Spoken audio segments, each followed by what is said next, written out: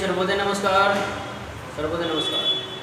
Once again I am here with you to teach you something from the book of Beehive. In today's class you have print out from a lesson from the book of Beehive, that is a poem, chapter number 5, A Legend of Northland. This is the lesson, this is the poem that you have been taught today in today's class. Let us begin. Before starting the lesson, I am requesting you all, please listen to me very carefully, focused here, what I am going to tell you about this poem. This poem is, according to the title of this lesson, A Legend of Northland. Actually, legend मतलब आप लोग समझते हैं प्रसिद्ध व्यक्ति जो अपने जीवन में अपने कामों से ख्याति प्राप्त कर ली है, प्रसिद्धि प्राप्त कर ली है, उसको लीजेंड कहते हैं. और ये लीजेंड कहाँ का रहने वाला है? नॉर्थलैंड का. Northland is not a country. Northland is not a name of a country, but it is an area. North India, sorry, north जो ग्लोब होता है, एक ग्लोब होता है हमारा, और इसके नॉर्थ डायरेक्शन में जितनी भी कंट्री रहती है उन सबको नॉर्थलैंड कहा जाता है. नॉर्थ ग्लोब के नॉर्थ डायरेक्शन में जितनी भी कंट्री रहती है उन सब कंट्री को नॉर्थलैंड से जोड़ा जाता है. और यहाँ पे किसी स्पेसिफिक कंट्री का नाम नहीं बताया, बात समझ रहे हैं. और उस वहाँ के किसी प्रसिद्ध व्यक्ति की चर्चा इस पोयम में की गई है. क्लियर हो रहा है? अब इस पोयम की थीम की बात कर ले तो थीम बताता है कि there was a person who used to, there was a saint in the poem who used to spread his message among the people. उनका काम था लोगों के बीच अपनी बात को फैलाना, अपने धर्म का प्रचार करना. और धर्म का प्रचार करते करते किसी दिन वो थक जाते हैं, साधु सैंट, और जब थक जाते हैं, भूखे हो जाते हैं, और किसी महिला के पास जाती है, उनसे कुछ भोजन मांगती है. लेकिन वो महिला इतनी कंजूस होती है कि उस साधु को कुछ भी नहीं दे पाती खाने को. और इससे गुस्से होकर वो साधु, वो सैंट उस महिला को श्राप दे देते हैं, कर्ज दे देते हैं कि जाओ तुम एक पक्षी बन जाओ, जिसको हम वुड पीकर के नाम से जानते हैं. और पक्षी बन जाओ, ऐसा पक्षी बनो कि तुम्हें दिन रात मेहनत करने के बाद भी अच्छा खाना नसीब नहीं हो, दिन रात मेहनत करने के बाद भी तुम्हें रहने के लिए अच्छा घर नहीं हो. ऐसा श्राप है. ये लेजेंड. एक्चुअली ये जो पोएम है, अगर पढ़ेंगे तो ऐसा लगेगा जैसे आपने कोई स्टोरी सुना है. एक्चुअली में एक स्टोरी नहीं है, लेकिन इस स्टोरी को क्या किया है, 4 स्टैंजा में डिवाइड करके इसको पोएम का रूप दे दिया गया. बात समझ रहे हैं? पोएम से ही स्टोरी सुने. 4 स्टैंजा में, 4 लाइन के स्टैंजा में आप देख पाते हैं, यहाँ पे 4 लाइन के स्टैंजा में इसको डिवाइड करके पोएम का रूप दे दिया गया. ठीक है. अब इसके बाद थीम के बाद चलते हैं, थोड़ा सा राइटर का इंट्रोडक्शन ले लेते हैं. राइटर कौन है इसके? Are you ready? गुड. तो राइटर की बात करेंगे तो बताया जा रहा है about the poetess she's of Phoebe Cary. Phoebe Cary is the present writer of this present lesson. She was born on 4th of September in 1824 and had passed away in 35 July 1871. She was an American poetess and younger sister of Alice Carey. The sisters co-published poem in 1849. Thereafter she is telling that each of then went to publish a volume of their own, and then Carey occasionally attended school. She after had to work at home and hence was largely self-educated. Her mother died in 1835 and 2 years later her father married again, and Phoebe died of hepatitis and was buried in New York after the death of both sisters, and the joint anthology of their poem was also completed.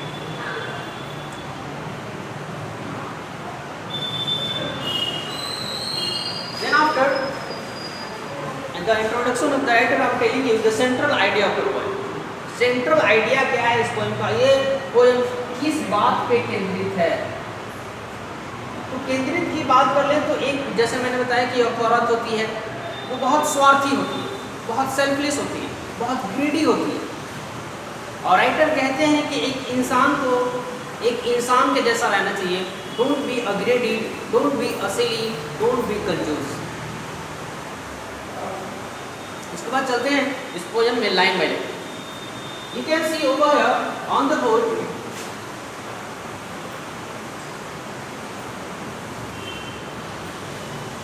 क्या देख पा रहे हैं? Away, away in Northland, where the hours of the day are few and the nights are so long in winter that they cannot sleep them through. अब ये standard जो आपको standard पढ़ रहे हैं उसमें बताया जा रहा है कि नॉर्थलैंड, बहुत दूर, हमारे यहाँ से बहुत दूर, नॉर्थलैंड में किसी कंट्री में, नॉर्थलैंड के किसी कंट्री में बताया जाता है कि वहाँ दिन जो होती है उसका आवर बहुत कम होता है, मतलब दिन छोटा करता है। तो ऐसी जगह वो नॉर्थलैंड कंट्री है जहाँ पे सूर्य की रोशनी बहुत कम जा पाती है और इसलिए वहाँ का दिन छोटा होता है। और जब दिन छोटा होता है तो वहाँ की रातें बहुत लंबी हो जाती हैं, specially in the season of winter. और जब रातें इतनी लंबी हो जाती है तो बताया जा रहा है कि वहाँ के रहने वाले लोग, वहाँ के ये जो दे है, they is referred here the people of Northland, कहा जा रहा है कि वहाँ के लोग सो नहीं पाते हैं पूरी रात, पूरी रात सो नहीं पाते। क्यों नहीं सो पाते हैं? कि रातें इतनी लंबी हो जाती है कि वो सोते सोते थक जाते हैं और थक कर जब अपने आप को बिस्तर से उठा लेते हैं तब भी देखते हैं कि अभी रात बाकी है, इतनी लंबी रातें होती हैं। अब आप इस स्टैंडे में देखा कि दो बहुत दूर नॉर्थलैंड के किसी कंट्री में जहाँ पे दिन छोटा होता है और रात लंबी होती है और उस रात को सो कर लोग काट नहीं पाते हैं, इतनी लंबी लंबी रातें उस कंट्री में। Thereafter in the stanza second, where they harness and the swift reindeer to the sleighs when it snow and the children look like bears cub in their funny and funny clothes. In this stanza, the poem is telling us that उस area में जहाँ पे सूर्य की रोशनी बहुत कम पड़ती है, it means वहाँ बहुत ठंडा पड़ता है, बहुत कोल्डनेस है वहाँ। और उस कोल्डनेस में जब भी बर्फ गिरने लगती है, बर्फ की वर्षा होने लगती है, तो वहाँ पे एज अ व्हीकल रेनडियर को यूज़ किया जाता है। एज अ व्हीकल बर्फ में चलने के लिए रेनडियर का यूज़ किया जाता है। और ये रेनडियर किसी स्लेज को खींचते हैं। स्लेज समझते हैं ना? स्लेज जैसे एक रिक्शा होती है और उस रिक्शा को इंसान खींचता है, पैडल चलाकर नहीं, ऐसे ही हाथ से। वैसे ही एक स्लेज होता है, एक जिसपे एक आदमी बैठ जाता है, समझ लो एक चेयर होती है, एक चेयर होती है जिसपे इंसान बैठ जाता है और इसको रेनडियर खींचते हैं। कहाँ? बर्फ। यही बात को कहते हैं कि to the sledge when it snow, जब बारिश होती है बर्फों की तब रेनडियर स्लेज खींचते हैं और उस पर इंसान बैठे होते हैं। देन वहाँ के चिल्ड्रन कैसा दिखते हैं? वहाँ के चिल्ड्रन बियर्स कब के जैसा दिखते हैं। क्यों दिखते हैं? क्योंकि वहाँ इतनी ठंड होती है, इतनी बर्फ गिरती है, वो सारे बच्चे अपने आप को फरी क्लॉथ्स में ड्रेसअप करते हैं। फरी क्लॉथ जिस कपड़े में फर हो, मोटा हो, और उसको पहन लेने के बाद वाइट वाइट जो बियर होता है वैसा दिखता है, वैसा वहाँ के बच्चे दिखते हैं। राइट। अब इस पैराग्राफ में आपने पढ़ा कि वहाँ कहाँ? नॉर्थलैंड, जहाँ बर्फ की बारिश होती है तो उस बर्फ पे रेनडियर किसी स्लेज को खींचते हैं और वहाँ के बच्चे अपने आप को फरी और फनी क्लॉथ में जब ड्रेसअप कर लेते हैं तो वो बियर कब के जैसा दिखते हैं। क्लियर? चलते हैं इसके नेक्स्ट स्टैंजा में। In the next stanza here, अब आप यहाँ देख पाएंगे बताया जा रहा है कि they tell them a curious story, I don't believe it's true and yet you may learn a lesson if I tell the tale to you. इस स्टैंजा में अब ये दे कौन है? पोयम में पोयम से क्वेश्चन पूछा जाता है तो पूछ दिया जाएगा कि इन द सेकेंड और in the third paragraph, in the third stanza, who is referred there, तब आपको जवाब देना पड़ेगा ये जो देयर है नॉर्थलैंड में रहने वाले बच्चों के पेरेंट्स हैं या फिर एल्डर है, पेरेंट्स हैं या फिर एल्डर की बात हो रही है, और वो पेरेंट्स अपने छोटे छोटे बच्चों को क्यूरियस स्टोरी सुनाते हैं, इंटरेस्टिंग स्टोरी सुनाते हैं। लेकिन ये जो बच्चे हैं, ये जो पोएट है आई जो पोएट है वो कहते हैं कि ऐसे स्टोरी पर वो विश्वास नहीं करते, ऐसे स्टोरी पर विश्वास नहीं करते। बात भी सही है, जो क्यूरियस स्टोरी होती है वो फिक्शनल होती है, फिक्शनल मतलब बनावटी कहानी होती है, और उस बनावटी कहानी पर राइटर बिलीव नहीं करते। And yet you may learn a lesson, लेकिन उस क्यूरियस स्टोरी से, उस बनावटी स्टोरी से हम एक लेसन सीख पाते हैं, हमें कुछ शिक्षा देती है वो लेसन, वो पोयम या फिर वो स्टोरी। हमें जब कोई स्टोरी सुनते हैं तो उससे हमें कुछ ना कुछ सीखने को मिलती है, ये बात राइटर एक्सेप्ट करते हैं।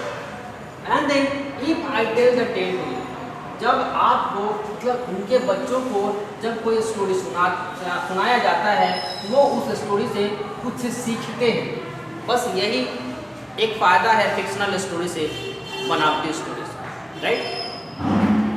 अब यहाँ आप देखिए कि इस थर्ड स्टैंजा में क्या कहा जा रहा है कि नॉर्थलैंड में रहने वाले लोग अपने बच्चों को बनावटी कहानी सुनाते हैं, और उस कहानी पे राइटर को विश्वास नहीं, लेकिन वो ये बात समझते हैं कि उस कहानी से उनके बच्चे कुछ सीखेंगे।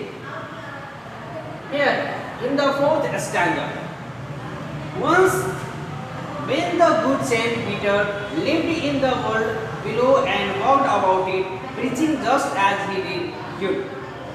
अब यहाँ से स्टोरी स्टार्ट होता है। ये इसमें आपने देखा कि ये अपने बच्चों को स्टोरी सुनाते हैं, और ये ही इस स्टोरी को सुना रहे हैं अपने बच्चों के सामने, और बताया जा रहा है कि एक बार की बात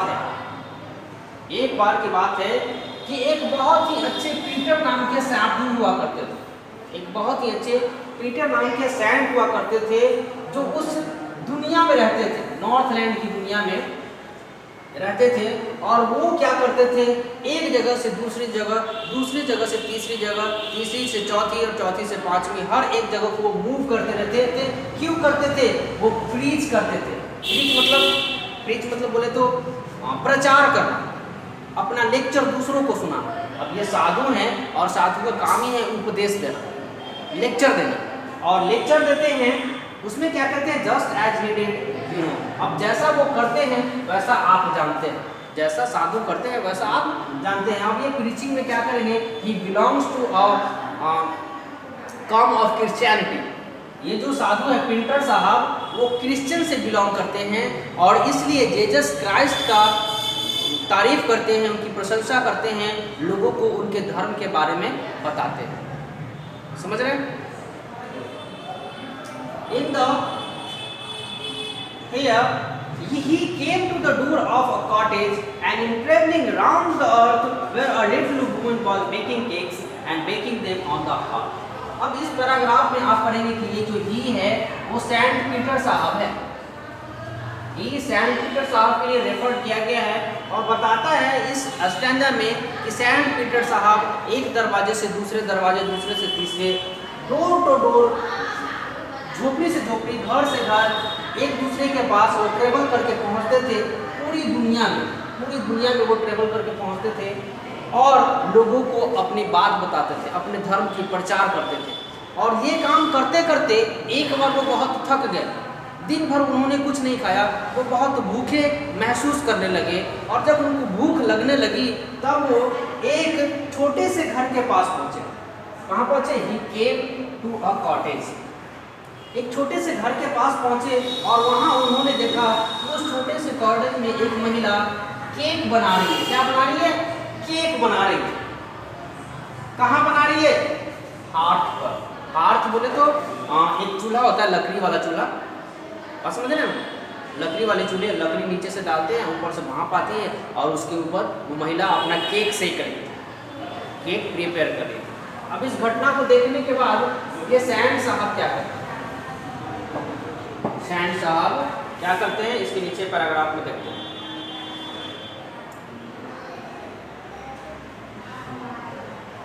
यहाँ in this style, and being फेंट and fasting for the day was almost done, he asked her from a store of cakes to give him a single one.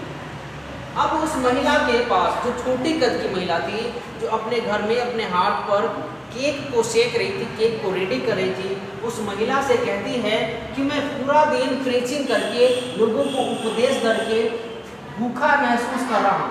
दिन भर उन्होंने कुछ नहीं खाया और भूख इतनी तीव्र है कि अब वो बेहोश होने की स्थिति में पहुंच गए। There is no energy inside the body of the sad. और इसलिए कह रहे हैं कि मैं पूरे दिन कुछ भी नहीं खाया, and that I am going to be fainted, and then he asked the small lady, little lady, उन्होंने उस छोटी सी महिला से कहा कि तुम्हारे स्टोर में जो केक्स रखे हैं उसमें से एक सिंगल केक मुझे दो, मैं खाकर अपनी भूख की तीव्रता को शांत करूं। तब ये महिला क्या कहेगी जानते हैं? आगे महिला क्या कहेगी?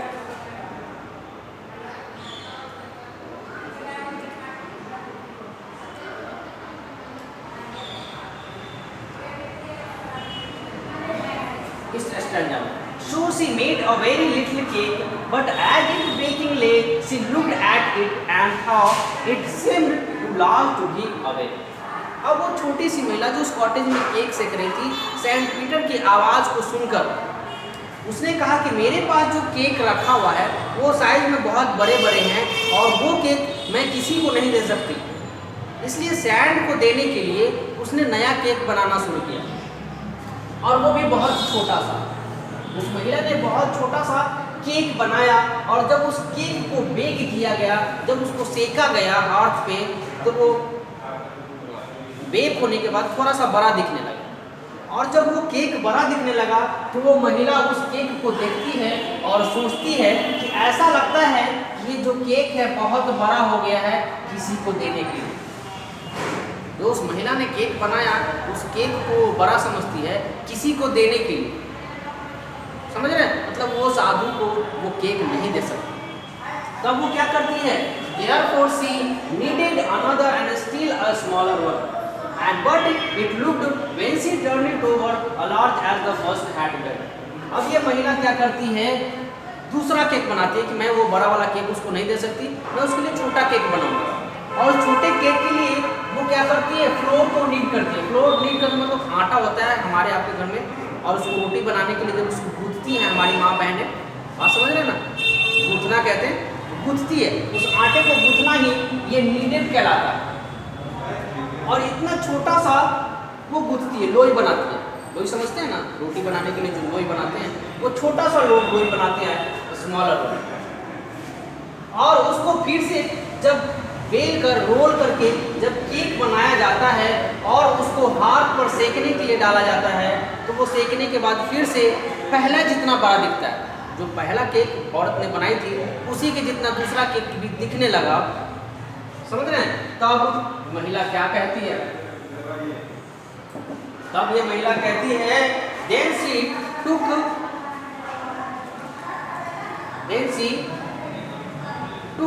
a teeny scarf of doubt।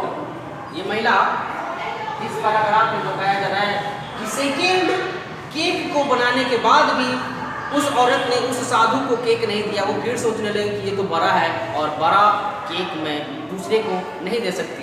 अब इसके लिए वो क्या करेगी? और छोटा केक बनाने की कोशिश करती है, और इसके लिए then she took a teeny scrap of dough।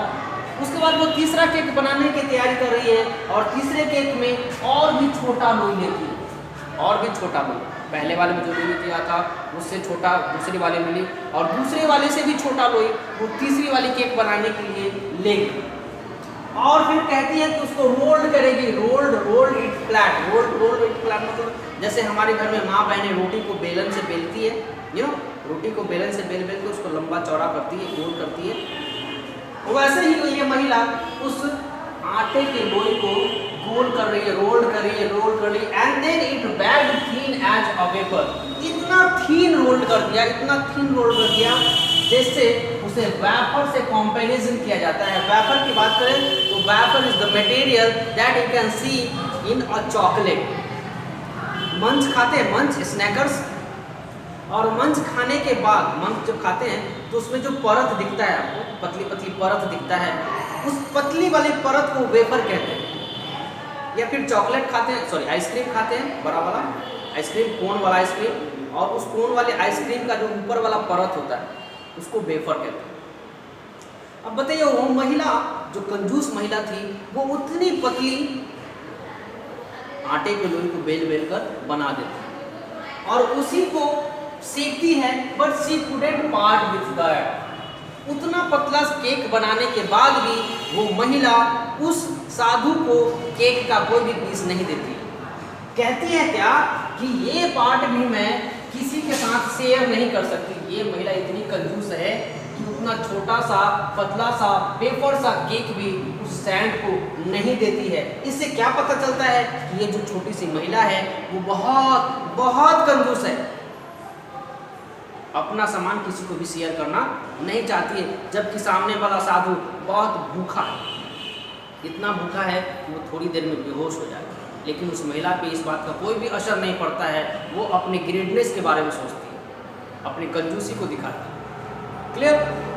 अब इस अष्टांगा में देखेंगे, for she said my cakes that seems too small when I eat of them myself and are yet too large to give away, so she put them on the shelf.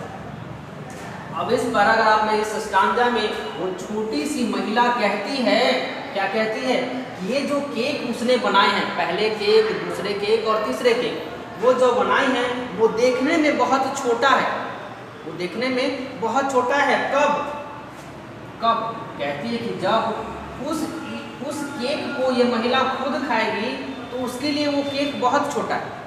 वो cake जो महिला ने बनाया है उस cake को जब महिला खुद के लिए यूज़ करेगी, खुद खाएगी, तो बोलती है बहुत छोटा है उसके लिए। लेकिन जब वो केक किसी और को देगी तब उस कंडीशन में वो केक उसके लिए बहुत बड़ा दिखता है। और इसलिए कहते हैं कि वो केक मैं किसी को भी नहीं दूंगी। और इतना सोचकर, इतना बोलकर वो उसने जो 3 केक बनाए थे उसको अपने सेल्फ में रख देती है, अपने कवर्ड में रख देती है। जो किचन में सेल्फ होता है, कवर्ड होता है, उसमें रख देती है कि मैं बाद में इसे खाऊंगा। आगे के स्टैंजा में चलते हैं।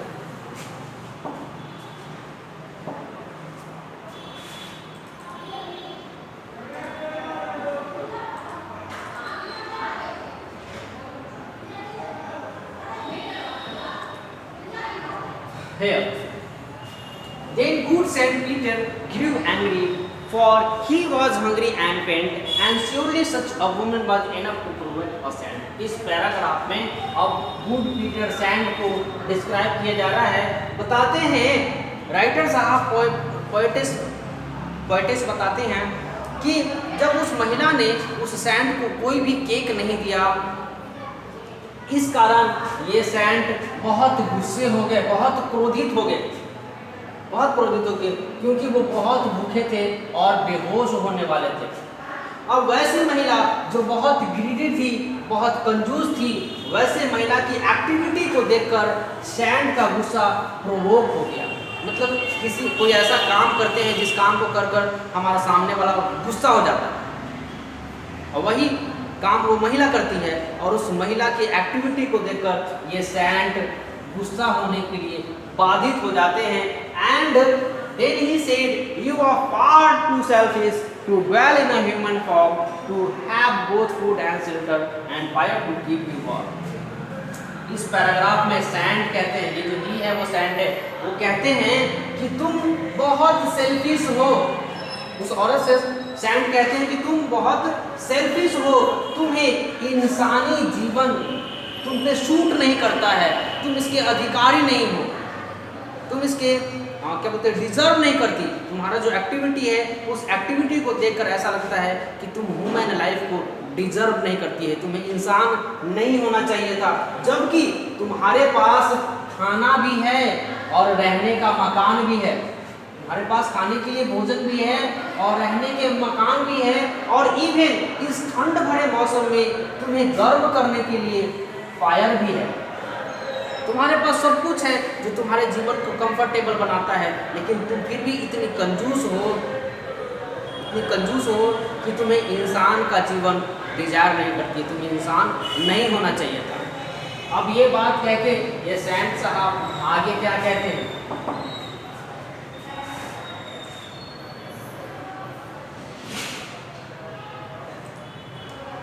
आगे कहते हैं now you shall build as the bird do and I shall get your scanty food but by boring and boring all day in the hard dry.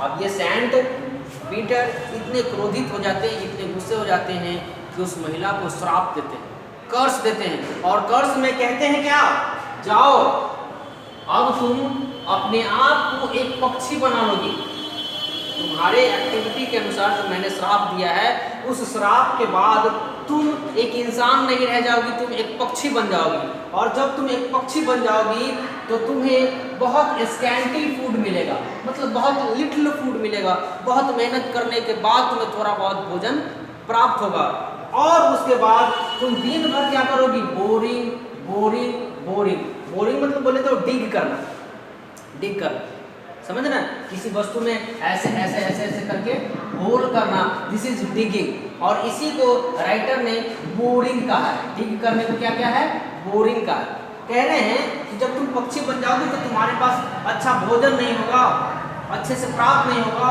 और तुम दिन भर बोरिंग करती रहोगे, दिन भर क्या करोगे, किसी न किसी वस्तु को डिग करती रहोगी, किसी न किसी वस्तु को खोजती रहोगी, और पूरा दिन तुम्हारा इसी में बीतेगा, पूरा दिन तुम्हारा हार्ड वर्क में बीतेगा, लेकिन जो तुम्हें स्कैंटी सा फूड मिलेगा उस फूड को अगर तुम कहीं पे रख देती हो तो तुम भूल जाओगे कि तुमने वो भोजन कहाँ रखा है। अगर तुमने अपने रहने के लिए कोई घोंसला बनाया डिग करके बोर करके, डिग करके और बोर करके, डिग करके बोर करके मान लो तो आपने अब कभी कहीं अगर क्या बोलते हैं जू में गया होगा या फिर किसी जंगल में या फिर किसी गांव में गया होगा, तो वहाँ आपने एक पक्षी देखी होगी, एक पक्षी जिसके सिर के ऊपर एक कलगी होता है, सिर के ऊपर एक कलगी होता है, यू नो, जिसको वुड पीकर कहते हैं, बुक में भी आपने देखा होगा।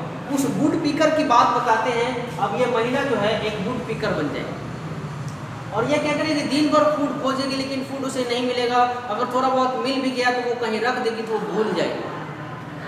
इवन वो अपने घर को किसी पेड़ में, जो वुड पीकर होता है वो किसी तना में डिग कर करके, अपने चोट से डिग कर करके, बोर कर करके एक घोंसला तैयार करती है, और घोंसला जब तैयार हो जाता है तो फिर भूल जाती है कि उसने घोंसला कहाँ बनाया, और फिर उसे दूसरा पेड़ में, दूसरे तने में, दूसरे पेड़ में डिग करके होल बनाना पड़ता है और फिर वो भूल जाती है।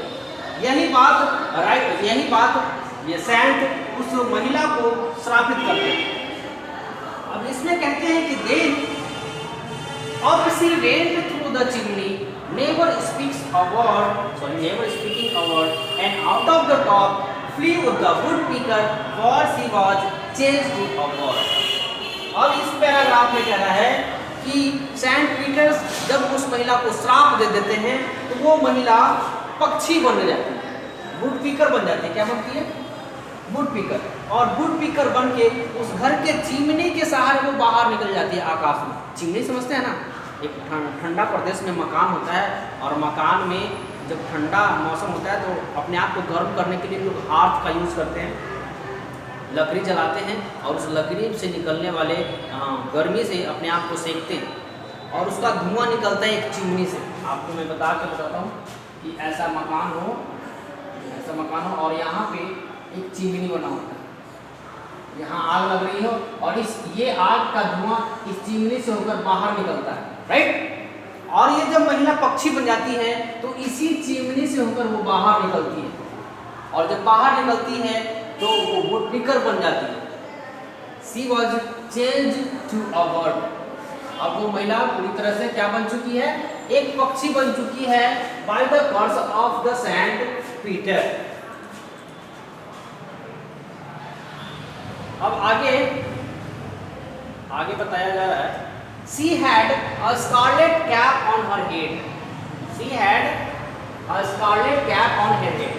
अब उस पक्षी को डिस्क्राइब किया जा रहा है कि वो पक्षी जो एक वुड कटर बन गया, उसके सिर पर एक स्कारलेट था। जैसे मैंने बताया था, एक पक्षी जिसके ऊपर एक कलगी बना, वुड पीकर आपने देखा होगा, या फिर नहीं देखा होगा तो किसी बच्चे के बुक में देख लीजिएगा, बर्ड्स वाले पेज में वुड पीकर का फिगर होगा, जिसमें उसके सिर पर एक कलगी होता है जिसको स्कारलेट कैप के नाम से जाना जाता है।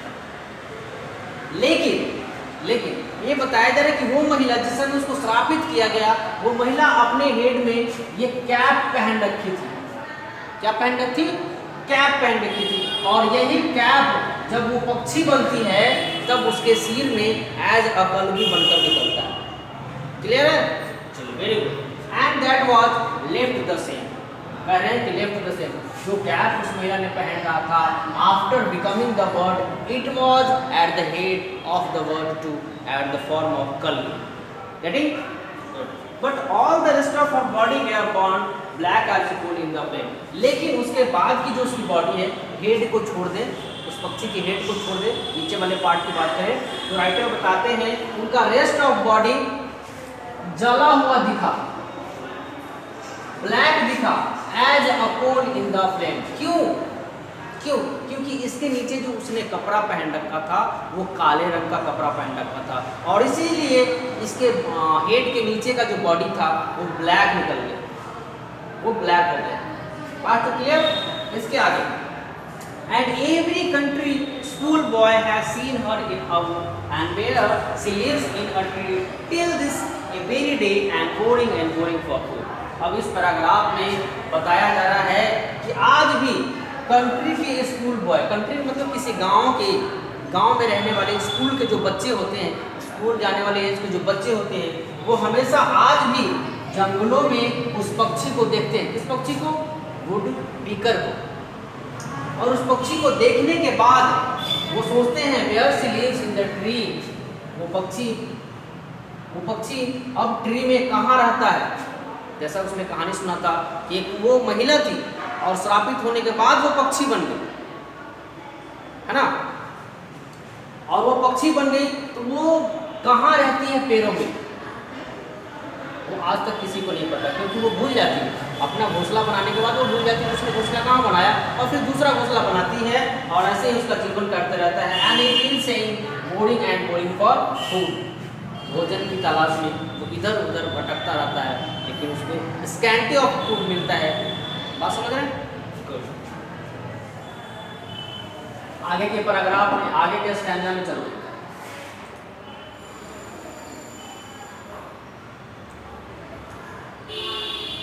स्टैंजा खत्म हो गया होता है, poem is finish, poem finish हो गया माय डियर। अब यहाँ पे देख पाते हैं, यहाँ पे देखिए क्या लिखा हुआ है, जरा पढ़ लें हम भी। Ballad is song narrating just a minute please.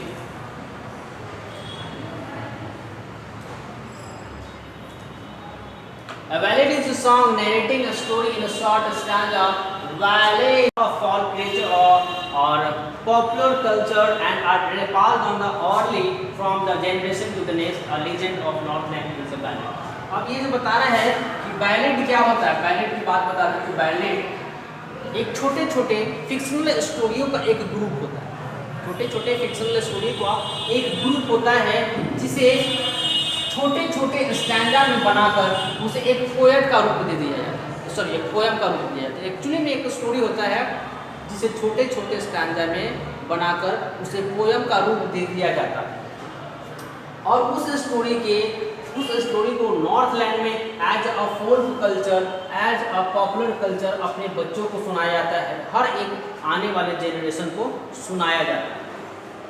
That is मुझे उम्मीद है, पूरी उम्मीद है कि आपको लेसन अच्छे से समझ में आया होगा, आपने बहुत इंजॉय किया होगा इस लेसन को।